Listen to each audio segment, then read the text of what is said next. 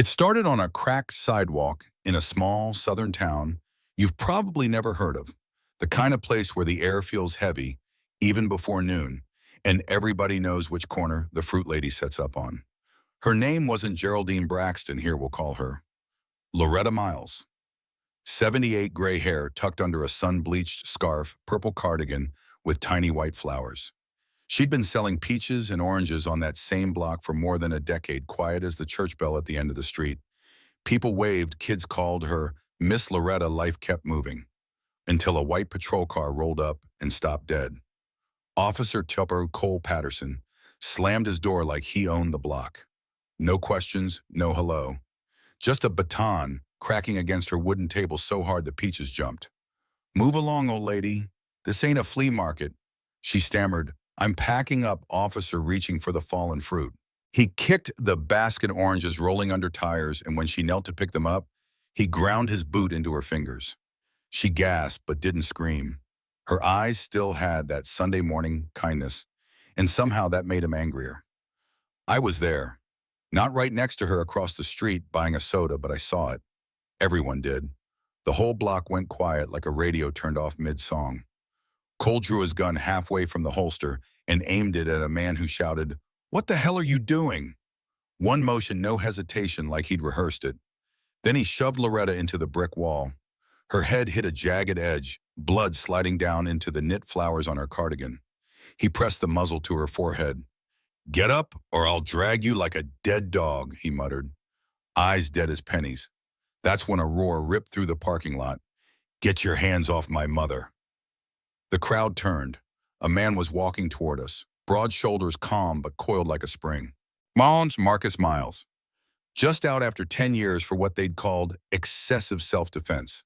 His right hand gripped a concrete brick, the kind you find lying near old construction sites, and for a second, everything in the air tilted. This was it, the snap, the strike, the headline. Marcus didn't shout again. He just kept walking, brick raised.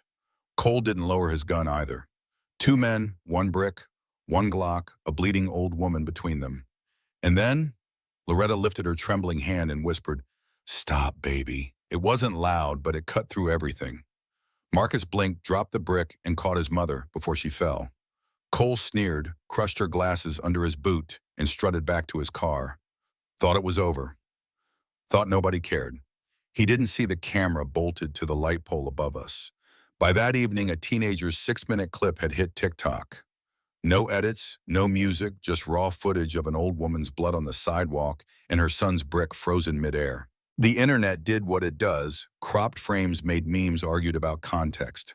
But then the city's own surveillance footage leaked. The stomped fingers, the smashed phone, the gun to her head. No more excuses. Hashtags flooded. Justice for Loretta. Hands off our mothers. A week later, Marcus met a quiet man in a diner booth. Darius Moore, Department of Justice, Internal Affairs. He slid a badge across the table, then a small USB. "Because you didn't kill him," he said, "we can hit the whole system." Marcus plugged it in that night. Grainy videos sealed complaints maps of control zones with Loretta's name dead center. Even a clip of his childhood friend Andre missing since 2018 being beaten in a basement. Marcus sat there in the glow of the screen, stomach turning, knowing this wasn't one bad cop. This was a blueprint. They called themselves Shadow 5. 5 men who'd all been targets once. They raided Cole's off-site storage, found floor plans of victims' homes, sketches of back doors, daily schedules. Uploaded it all to policeleaks.org. The city tried to spin calling Marcus a thug with a brick. But now the receipts had dates times GPS pins. Darius whispered, "This is how you really throw the brick." Then came the showdown. Cole tried to stage a public arrest to flip the narrative. Marcus showed up with documents printed from the USB, let the wind scatter them across the asphalt like cards. Cole lunged, fists and elbows flying, while cameras rolled. "Your badge," Marcus said, "steady, is just a license for cowardice." Phones everywhere, DOJ agents closing in, sirens slicing the air. In that moment, Marcus placed the old brick gently at Cole's boots. "No need to kill. Feel shame." The agents cuffed Cole, the crowd roared, and the image froze across America.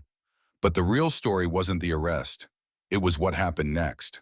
People poured into City Hall with sweaters, tapes, ATM receipts, x-rays, handwritten letters. Former cops pinned their badges face down, saying silence isn't loyalty anymore. A tattoo artist inked free brick symbols onto survivors' arms. Kids drew pictures of police with red crayon dripping from their hands. Churches projected the footage like a sermon. A website called Silence No Longer. Verified uploads cross-matched hospital records, gave victims a voice that couldn't be buried. And when the DOJ hearings opened, the room filled with torn dresses, cracked glasses, fragments of skulls, even a children's animation reenacting Cole's chokeholds. People didn't testify like statistics. They told it like it happened. And a mother holding up a stone, "This is my child's skull." An old man rolling up his sleeve to show a 20-year-old fracture. A teenage teacher reading from a redacted report standing on the wrong corner. The committee finally said the words out loud. A formal federal investigation begins today. The city offered Marcus $5 million and a statue of his mother on the condition he drop all legal claims. In private rooms, men in suits murmured about healing, and closure slid envelopes across tables. Marcus pushed it back. "My future isn't in an envelope."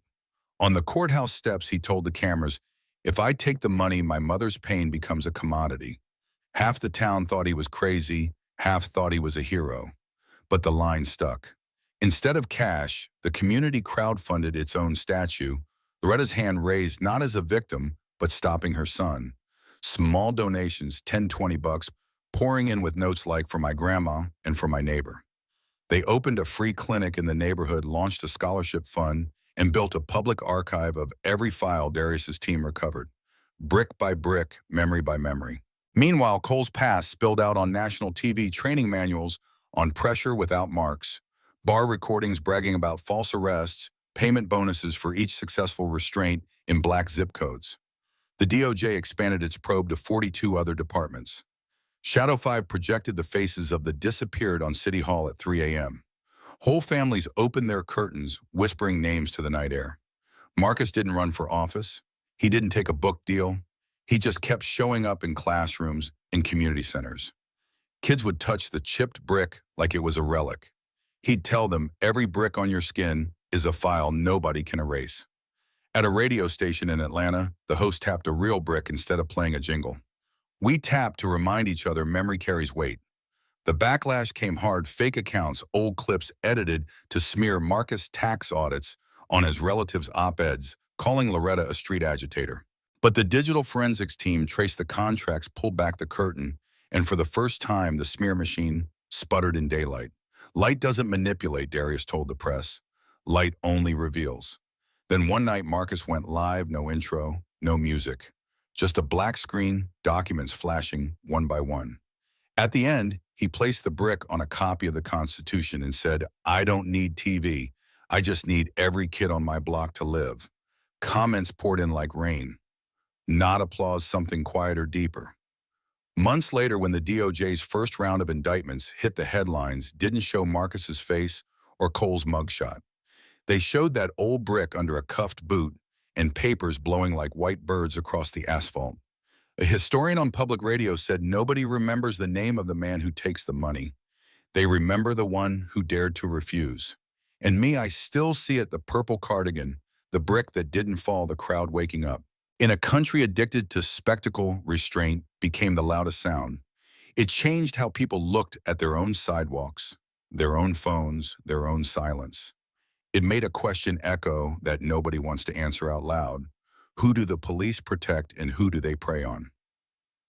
That's the story I watched unfold.